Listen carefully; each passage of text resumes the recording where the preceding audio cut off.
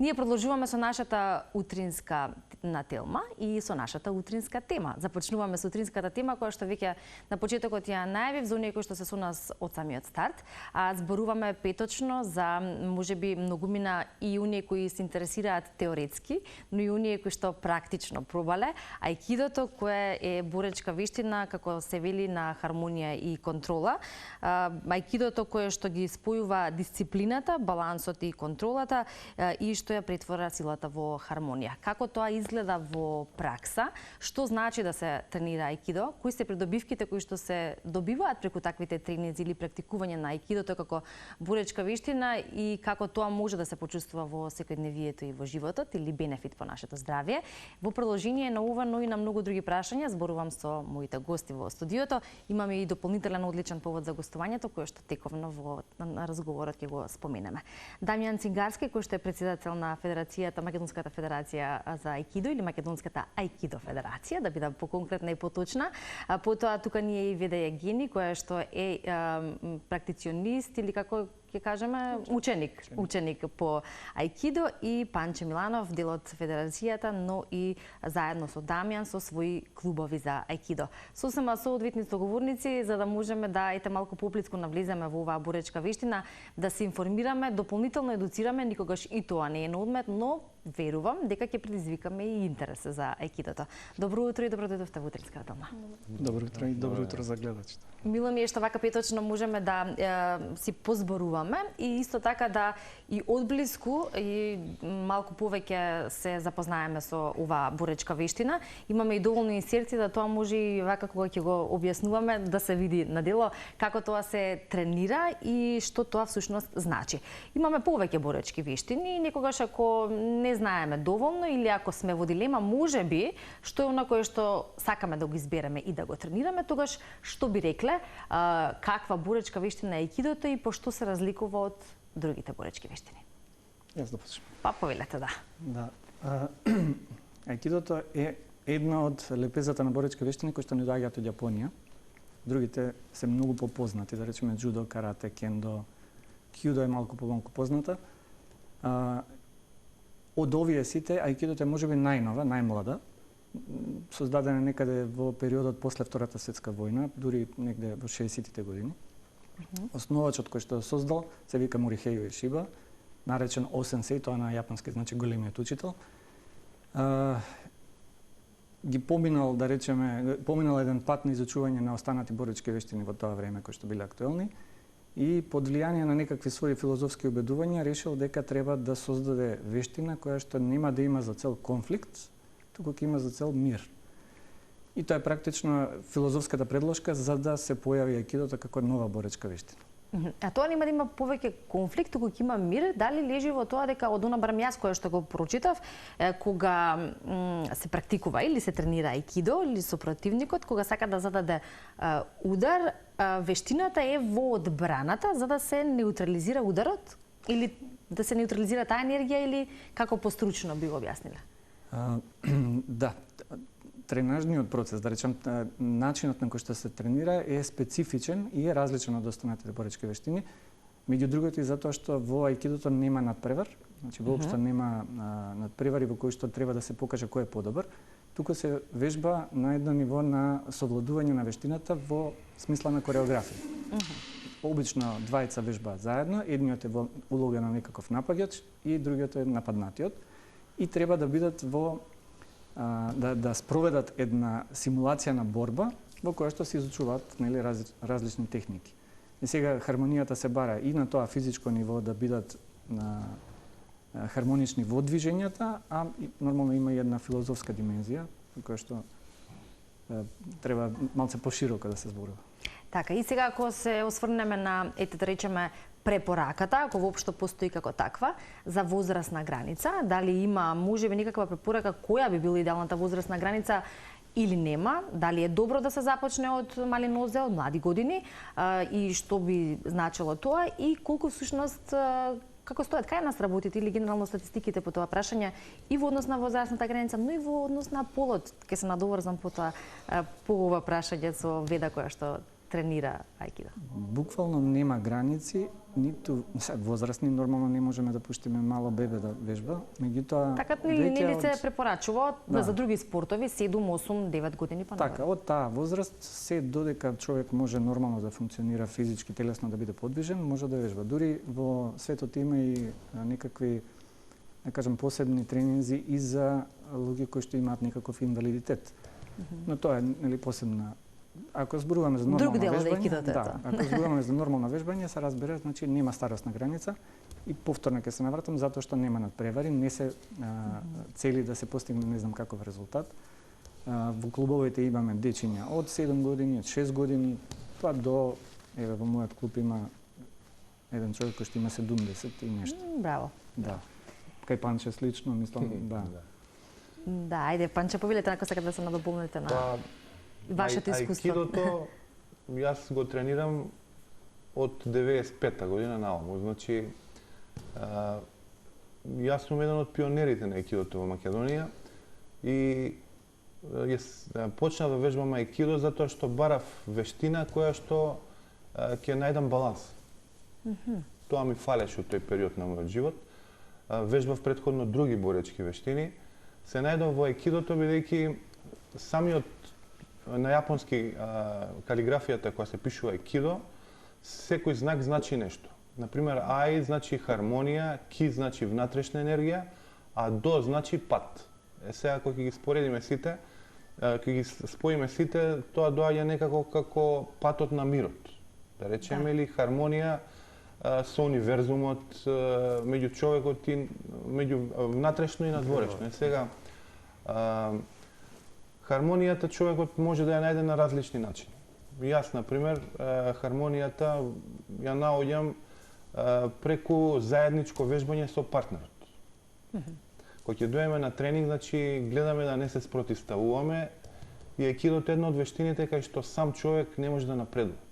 Мора да си помага со партнерот и самата поставеност е таква, тој што напаѓа не ни е напаѓач, него тој ни е помагач, ај така да го кажем. Тој ни е укеј торие на јапонскиот назив, значи заедно двајцата напредуваме. И тоа значи дека, ајде ако зборуваме за одредени категории или ако зборуваме за противници или парови, треба да бидат горе-долу, препоставувам, слични. Не е како другите спортови, да речеме категорија, по килажа, например. Нема такво нешто нема кај нас. Значи секој може да вежба со секој. Оно што е многу битно е, секој човек има различна градба, различна конституција.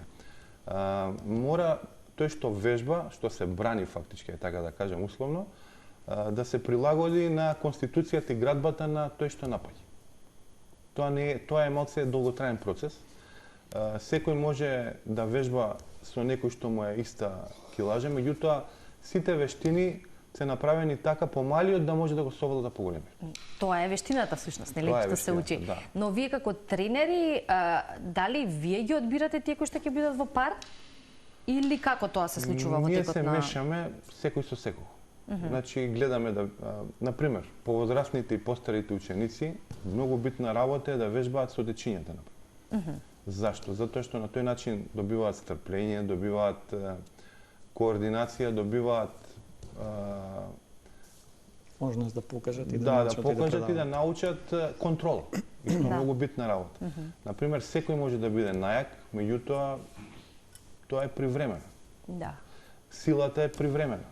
Денес како сум најак, по некоја година нема да бидам најак. Исто е во сите спортови е така. Значи, поентата е да останеме здрави и да вежбаме подолг временски период. Јас, например, уште со истиот елан и ентузијазам вежбам како што сум почнал ајкидо, сега пак вежбам, така да кога доаѓам на тренинг, јас доаѓам пред се јас да извежбам. Да. А другите ако ме пратат, тоа е супер. Така да сите треба така да пристапуваат. Доаѓаат на тренинг за да бидат подобри од минатиот тренинг.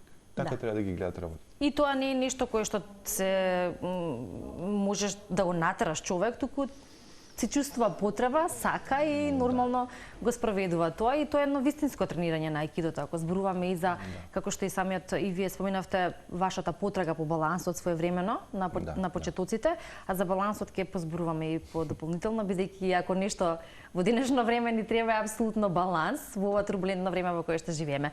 Но ќе идеме со ред, имаме време, па ќе позборуваме малку и за тоа. Веда е девојка која што тренира аикидо, па ајте Веда, може малку за твојата приказна. Како се реши да започнеш со тренирање аикидо, од кога всушност и колку за овие бенефити за кои што зборуваме, меѓу кои хармонијата и балансот, па и контролата, ги чувствуваш во секојдневното практицирање на аикидо? Колку ти помагаат во секојдневниот живот? Значи, јас започнав со аикидо од многу рана возраст, од мои 8 години, и веќе се бавам 12 години скоро. И на почетокот јас немав никакви очекувања, ниту пак нешто, мислам, не сакав да продолжам, мислам, немав некаква желба, меѓутоа со текот на времето многу се пронајдов во оваа вештина и како што гледав со времето како напредувам, тоа ми изгради мене некаква самодоверба која што сакав уште повеќе да растам. И затоа всушност продолжив со аикидото и да, многу ми помага аикидото и во секојдневниот живот, бидејќи со моето вежбање јас изградив и кондиција и оние физичка сила што ми треба, меѓутоа и психички се изградив како личност, бидејќи многу ме научи на дисциплина аикидото и на истрајност и така се пронем. Да, и веројатно тоа се работи и особини кои што за млад човек се особено важни. Да. Во денешно време, младите на таа возраст, ете во ова предизвикувачко време, соочени, да, токму баш со поголем број предизвици, нешто што неопходно може да кажеме е и нели само контролата, дисциплината, самодовербата и така натака, но и концентрацијата. Да. Исто така, младите генерации, сите оние кои што се во тој образовен процес, имаат предизвик со концентрацијата и постојат многу начини како може таа да се подобри, а очигледно аикидото дел од тоа. Да. Да. Затоа е добро младите да се занимаваат со аикидо, но дали има интерес? Какво е вашето чувство? Ние ќе зборуваме во положение дека 20 години постои федерацијата и одбележувате јубилеј, па ако се навратиме 20 години наназад, дали има напредок во однос на интересот, дали има континуитет? Што се случува? За жал, се морам да почнам со за жал. Интересот не можам да кажам дека опаѓа, тој некако континуирано е тука некаде ист. Меѓутоа, генерациите, новите генерации што доаѓаат, особено меѓу дечињата, многу забележливо е дека нивните моторички способности, кои што се предуслов за да можат нели да надоградуваат вештината понатаму, кои што се предуслов, не се на нивото кое што би требало да се очекува и кое што го памтиме од годините порано. За тоа причините на сите ни се познати, премногу екранизација, мобилните телефони, постојаното седење, значи недвижењето воопшто придонесуваат и тоа е еден нов проблем кој што тек допрева, мислам дека ќе се соочуваме со последиците. И сега ова што го спомнавте вие, нели да се изгради фокусот, токму тоа е една од придобивките кои што можеме да ги добиеме од вежбањето аикидо. Тој процес на учење, било која физичка дисциплина, сега конкретно зборуваме за аикидо, не може да помине без внимание, без долготројно повторување, без трпение тоа да се случува. Значи, едноставно нема шорткат, нема краток пат да се стигне до резултатот. Но и аикидото како вештина учи на трпение, така? Токму така, да. Сакам да кажам дека самото тоа веќе им помага на децата, особено сега, да се подобрат во смисла на тоа да можат да задржат внимание и фокус. Иако, еве ќе кажам, како апел за родителите, што е можно повеќе да ги отстранат електронските уреди, зборам за најмалата возраст, понатаму секако, нели? Неизбежно е, меѓутоа, од најмала возраст да не ги изложува, затоа што тоа прави многу лоши последици. И зависност, од кој што подоцна Тоа, нормално. Да, секако. Друго нема да биде ништо интересно, туку само тоа. Но има, ете и споминавте дека и во вашите клубови има млади членови, деца кои што веројатно можеби некои по своја желба, некогаш и по иницијатива на родителите, да, ете, пробаат и да се уверат дали детето ќе го засака аикидото како боречка вештина и веројатно неколку години ќе се заангажираат да ги носат децата.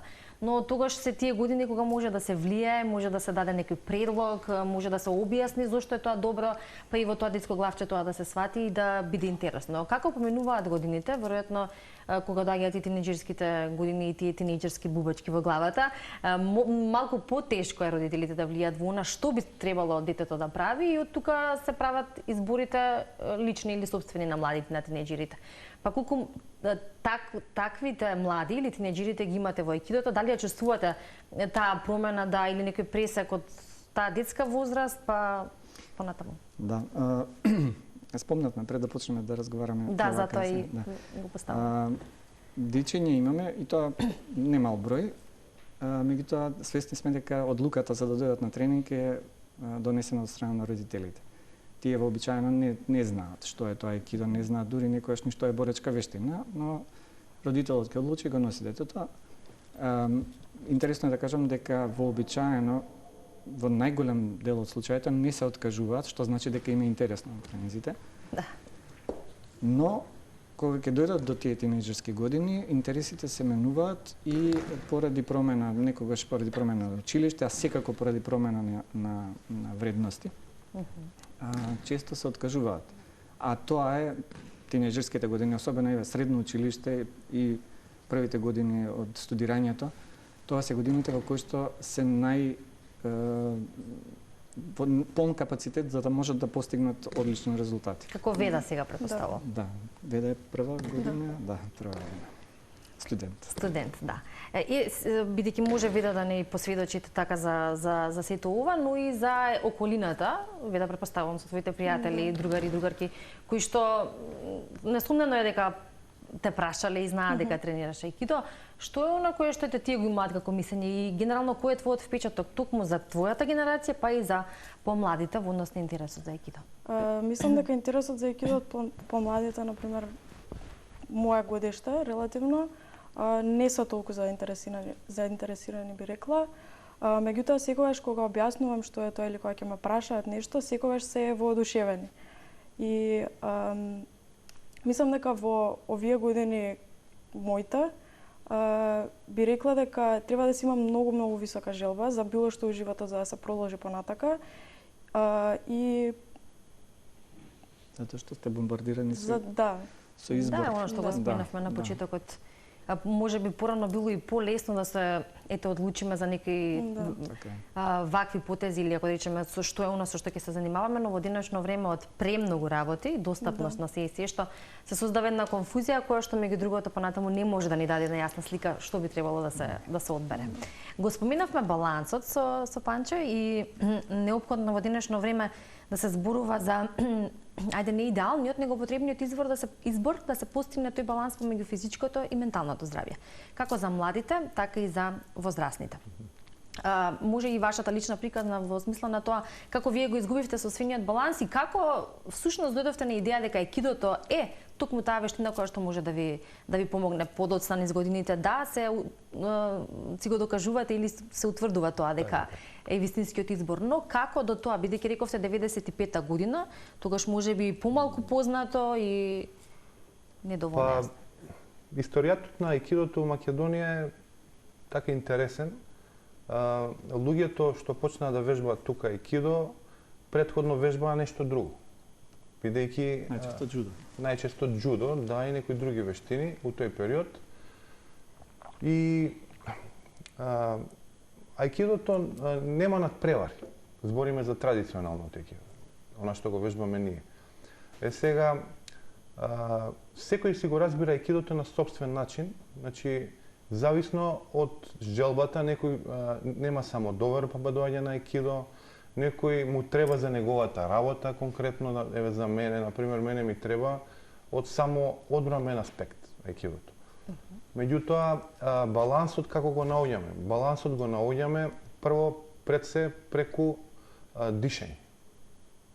Дишењето за мене има посебни вежби во аикидото, мисоги, така се викаат на јапонски, каде што преку дишењето и преку кинеската и јапонската филозофија јин и јанг, негативна и позитивна енергија или вдишување и издишување, ние пробуваме тоа да го балансираме. Како, например? Секој напад е негативна реакција. Значи, тоа е минус, ај така да го кажем. Минусот не можеме да го решиме со минус. Затоа ние во аикидото имаме принцип кога некој не напаѓа, ние ја користиме неговата енергија и неговата енергија му ја враќаме назад на него. Меѓутоа, како се постигнува тоа? Моje мислење, ви кажувам, јас долгогодишното искуство ми кажува дека многу битна работа е аголот. Директно спротивставување, сила на сила не пали никогаш. Дури ја на моите ученици им кажувам, за да се одбраниме од нешто или од негативно влијание, да речеме, ние мораме прво да се тргнеме на страна и да го видиме проблемот од страна. Ако го видиме проблемот од страна, и на ние имаме агол и рамнотежата на проблемот и полесно ќе го се справиме со него, ќе го решиме ако го нападнеме од страна. Сега вака тоа теоретски е малце практично како му доаѓа тоа. Например, некој предмет ако го ставиме во права позиција вака, и ако он е навален према напред, неговата нерамнотежа е од страната. Ме разбирате? Да. Значи, логиката на аикидото е таква. Постојат два принципи во аикидо. Едното се вика на јапонски омоте, другото е ура. Значи, кога некој не напаѓа, ако видиме дека противникот сме го пропуштиле, можеме да го нападнеме во прав правец од кај што дошол, тоа се вика ирими или омоте, или пак на нашки ура, он е залетан, ние го користиме и доаѓаме позади него, неговата сила ја користиме да дојдеме позади него. Значи, тие се два принципи во аикидо. Сите техники во аикидото се базираат на тие два принципи. Омоте и ура. И ако направиме споредба со можеби реалните проблеми во животот или предизвиците за тоа како може да им се пристапи, веројатно логично, барем јас така мислам, од ова кое што го кажавте, веројатно аикидото помага и во справување со секојдневните можеби проблемчиња, предизвици, како и да ги наречеме, ако треба да знаеме како да им пристапиме, да не е нели таа истата негативна енергија со која што проблемот се создал и начинот на решавање да биде полесен или да имаме некоја различна перцепција. Ако досега сме имале една, да смениме перцепцијата на која што гледаме. Веројатно така би можела и да направиме една споредба со балансот, ја ви кажав, балансот многу лесно се губи. Значи, ако денеска имаме баланс, утре може да немаме баланс. Како го наоѓам јас балансот? Можам за мене да кажам. Значи, ја балансот го наоѓам преку континуирано вежбање. Не е доволно да се направи физички техниката, потребно е додека се прави техниката да мислиме на дишењето. Затоа ви кажав, значи, кога некој не напаѓа, ние зимаме воздух, а кога враќаме, тоест не враќаме, него кога изведуваме техника, ние испуштаме воздух. Значи, луѓето денеска заборавија да дишат. Обично луѓето, кога имаат некој проблем, дишат многу брзо. Поентата на балансот е да се успориме. Ние сегде брзаме. Луѓето, ако тоа го сватиле многу. Меѓутоа, у денешно време сите брзаме нешто, каже Дамјан Увова, по пократок пат да стасаме до негде. Нема пократок пат. Во трка со времето.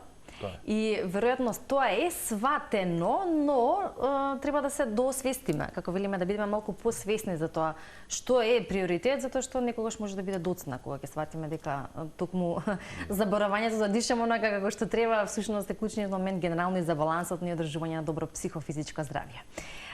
Интересен разговор, навистина еден убав опис на значењето на аикидото и тренирањето или практикувањето аикидо. И токму затоа верувам дека 20 години постоење на федерацијата, што апсолутно не е мала бројка, јубилеот кој што наскоро ви се приближува, а тоа е во април, добива на посебно значење и горди се, сте верувам, овие 20 години, затоа што тоа е континуитет, а истовремено и можност да дополнително се развива, па и да се зголеми бројот на оние кои што го практикуваат токму заради овие придобивки. Ве очекува јубилеј и ве очекува мега семинар. Поточно го организирате вие, а не очекува сите нас кои што сакаме да го видиме и да дознаеме за тоа. Па еве може да ги информираме гледачите како се подготвувате за овој јубилеј. Да. Јубилејот е всушност на постоењето на Федерацијата. Семинари сме направиле многу повеќе од 20. Годишно правиме најмалку 2 со многу познати учители, а останати ги правиме внатрешно во Федерацијата. Овој семинар ќе биде едно одбележување на тие 20 години и со таа цел поканивме јапонски учител од седиштето, практично штабот на аикидото, светскиот штаб, кој што се нарекува Икикај Хомбу Доджо. Тоа е центарот на аикидото кој што е оформен практично од самиот создавач на аикидото, Морихејо Шиба, кој што го спомна. И во тоа предавање на вештината, они следат еден принцип кој што на јапонски го нарекуваат иемото, тоа е предавање од татко на син, практично. Сегашниот водач на организацијата е внукот на основачот, а следниот ќе биде правнук. Да, значи 3 генерации? Да, сега четвртата доаѓа, да. Во рамки на тој штаб, нормално не се тие единствените учители, таму има многу високи степени кои што ги одржуваат тренинзите, и тие се нарекуваат шихани. Шихан значи учител на учителите. Практично највисокото звање кое што може да се добие во смисла на учителствување. Тие шихани одат на секаде низ светот на покана за да одржуваат семинари, и оваа година ние имаме чест да ни биде гостин учителот Макото Ито, кој што е прилично познат, патува низ целиот свет да држи семинари. На почетокот спомнавте како се доаѓа до тоа да поканите таков учител. Да. Треба да се има предвид јапонската култура, кај нив многу работи се различни од она на што сме навикнати овде.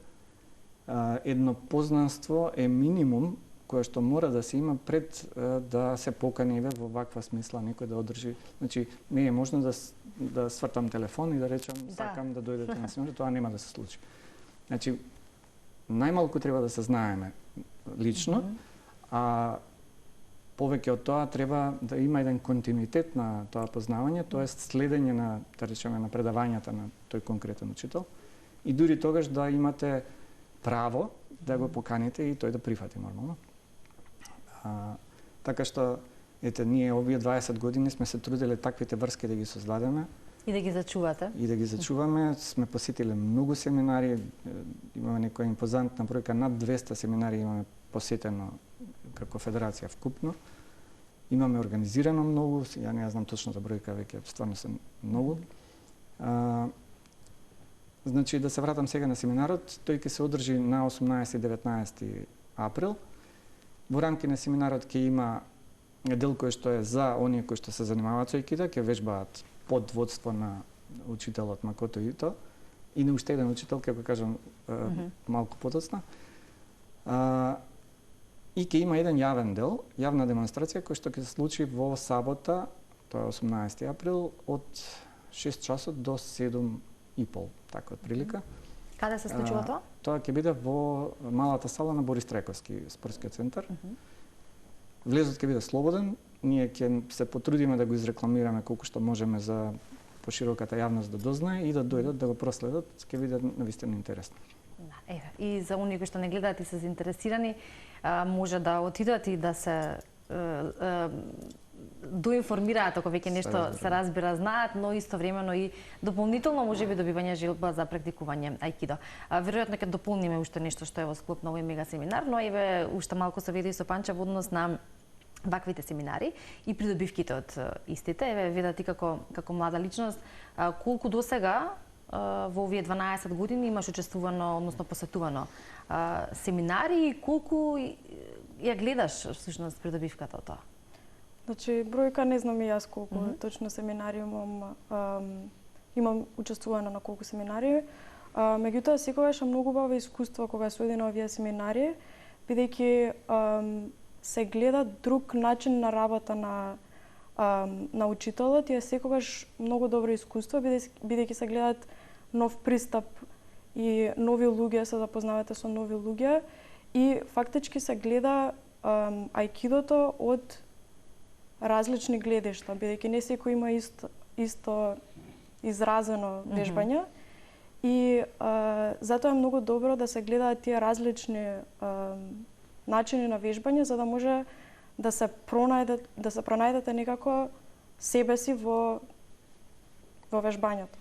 Така што значи дека и после години и години тренирање секогаш може да се научи нешто ново, така? Нешто што го носат овие учители, а тоа произлегува од како со долгогодишното постоење на аикидото, секогаш нешто ново или нешто што можеби ние не го знаеме, а си постоело со традицијата од постоењето на аикидото? Искуството на секој инструктор прави да направи не нешто ново, меѓутоа да додаде нешто на самата вештина. Неговото искуство тоа му го кажува.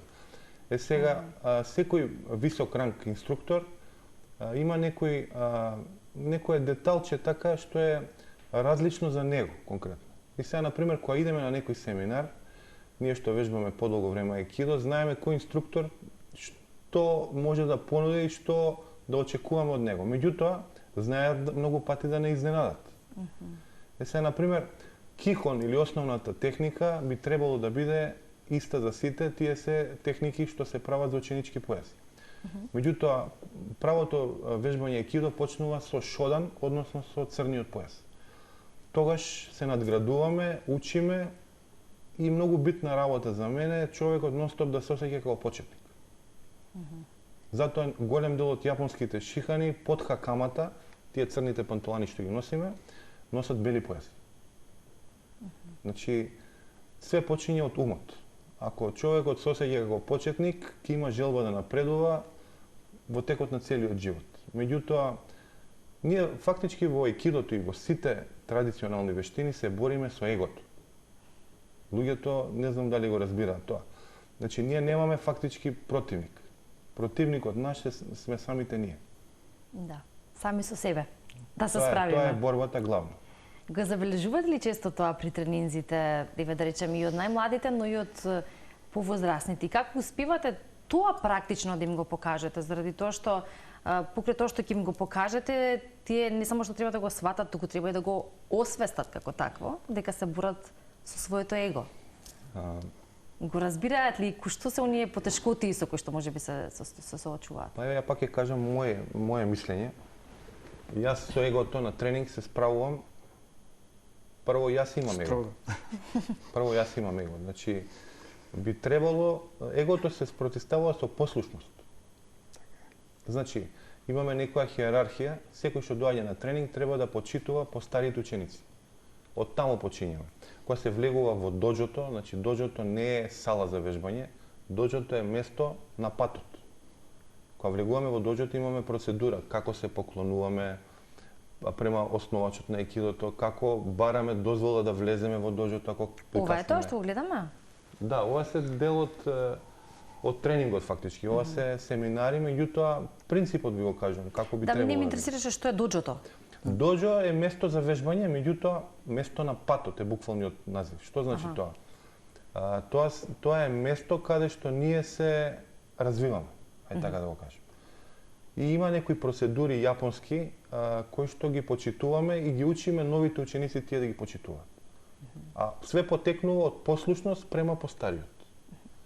Ако тоа го постигнеме од најмалата возраст, во подоснежните години луѓето ќе се почитуваат и нема да има конфликти. Многу едноставно. Затоа се вика вештина на мирот. Да. Има една одлика на целокупната јапонска култура, а тоа е општиот нивни менталитет налага постојано да благодарат. Да. Значи, ако е некој збор искористен половина од времето кој се користат зборови во Јапонија, тоа е зборот благодарам.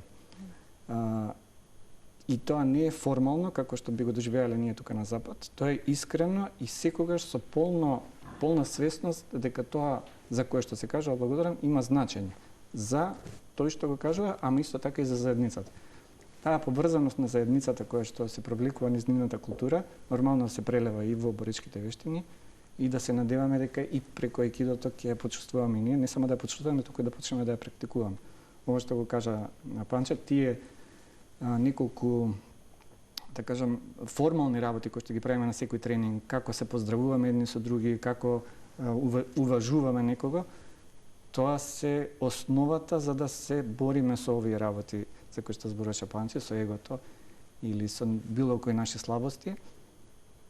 А ако треба да одговорам на прашањето како ние тоа се обидуваме да го направиме со нашите ученици, единствено со пример. Не постои рецепт по кој што може да се даде како упатство, сега направи го ова и ќе станеш подобар во таа смисла. Просто ние нашата борба треба да ја извојуваме, па потоа можеби ќе бидеме пример за останатите. Да, за мукта на благодарноста во оваа ера во која што живееме или во времето во кое што се вели дека е време на будење, верувам дека многумина знаат што значи мукта на благодарноста, но јапонците тоа го знаат многу одамна.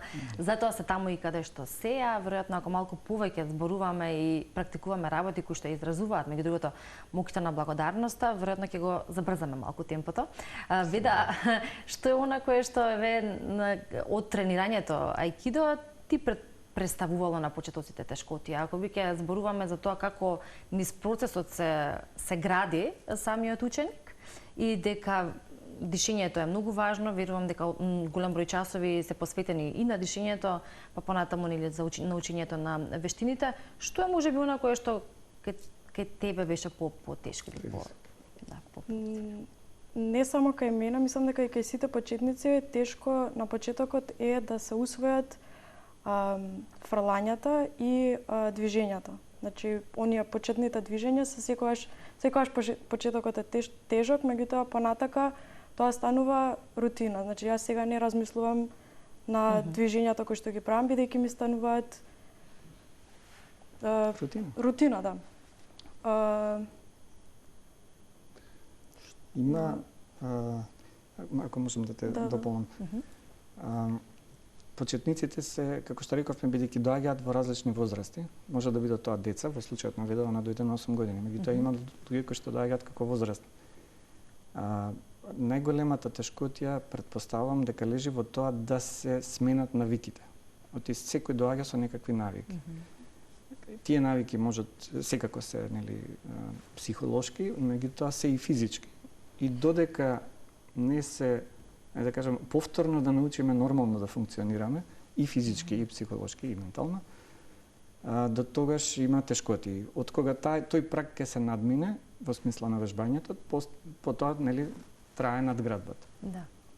Да, и тоа е нешто кое што е всушност темелите или основите на нашето живење и надградбата наспроти стагнацијата или она кое што би требало да не води во вистинска насока. Ќе ги надополниме информациите да не останеме должни за семинарот, уште кој од гостите кои што ќе треба и ќе биде дел, ќе пристигнат? Вториот учител кој што ќе биде, кој што ќе води семинарот се вика Микеле Кваранта. Тој е италијанец по потекло, меѓутоа долги години живее во Швајцарија и еден од веројатно како да речам, луѓе кои што најмногу патувале за да го шират аикидото на просторот на Европа. Не само и на други континенти има гостувано, меѓутоа претежно Европа. Јас го запознав во 2002 година и секогаш велам дека имав среќа што го запознав него, затоа што он ми отвори еден свет кој што, иако претходно знаев нешто за аикидото, со него дознав многу повеќе. Исклучителен мајстор и пред се исклучителен човек. Кога збориме за овие работи, дека треба учителот да дава пример, тогаш навистина еден од најсветлите примери кои што сум можел да ги запознам. Така што и тој ќе држи половина од семинарот. И за сите кои што ќе дојдат на семинарот, ќе ја имаат приликата да учат и од еден јапонец и од еден европјанин, можеби со две различни гледања на аикидото, меѓутоа секако непроценливо користно. Да. Ете, уште една привлечна информација, која што верувам дека е добре дојдена за тие кои ќе сакаат да бидат дел од семинарот. И веќе како се ближиме кон крајот, само уште нешто кое што ми се појави како подпрашање во однос на ова што го спомена Дамјан, ширењето на аикидото во Европа или генерално застапеноста на аикидото во светот. Кои се информациите, кои се податоците кои што постојат, во кои од европските земји најмногу се практикува аикидото? Имате ли таква информација? Да. Еве Дамјан ќе каже поуаза. Убедливо во Франција. Во Франција има еден исто така многу познат учител, се вика Кристијан Тисие, кој што толку многу одскокнува со тоа колку луѓе има заразено, да речеме, со аикидо, што тоа е неверојатна бројка. Франција има убедливо, можеби повеќе од половина вежбачи во Европа се во Франција. Да. Да. Еве, за многумина веројатно непознат овој податок, но за оние кои што се бават со аикидото долги години, доста добро јасно. Не постои европска земја каде што нема аикидо, секаде е распространето. Сегде има многу учители и високи степени. Сам веќе, да кажам, етаблирана вештина која што луѓето ја имаат од изборот на боречки вештини или како понуда. Да. И сега за крај, ако придонесовме со нашиот разговор да се заинтересираат оние кои што не гледаат за аикидо, рековме возраста не е важна, важна е желбата и потребата да се практикува аикидо. Како и на кој начин може тоа да го направат? Да, ние имаме веб страница на Федерацијата aikido.mk, лесна е за памтење. Да. Од таму можат со врски, со линкови кон клубовите да видат каде им е најблиску да вежбат и да дојдат на пробен час, се разбира. Тој не се наплаќа, обично. Ние сме отворени кон сите. Нека дојдат, нека пробат, нека го имаат тоа искуство на обид и нека решат дали им се допаѓа за да продолжат. Така е. Ете една добра препорака и она кое што го заокружува или финиширува наш разговор е да ви посакам успешен семинар, да ви честитам на 20 годишниот јубилеј и уште многу години постоење на Федерацијата и практикување на аикидото. Ете заведа конкретно уште многу успеси на лично или како речеме внатрешно поле или изразување во однос на тоа кога зборуваме за придобивките, а се разбира на Дамјан и на Панче уште многу време, нели, практикување, но и пренесување на оваа боречка вештина на сите оние кои што ви биле заинтересирани. Да останеме што е можно подолго здрави. Така е. Ви благодарам за вашето време и за гостувањето. Ние ви благодариме за поканата и за можноста да презентираме за аикидо.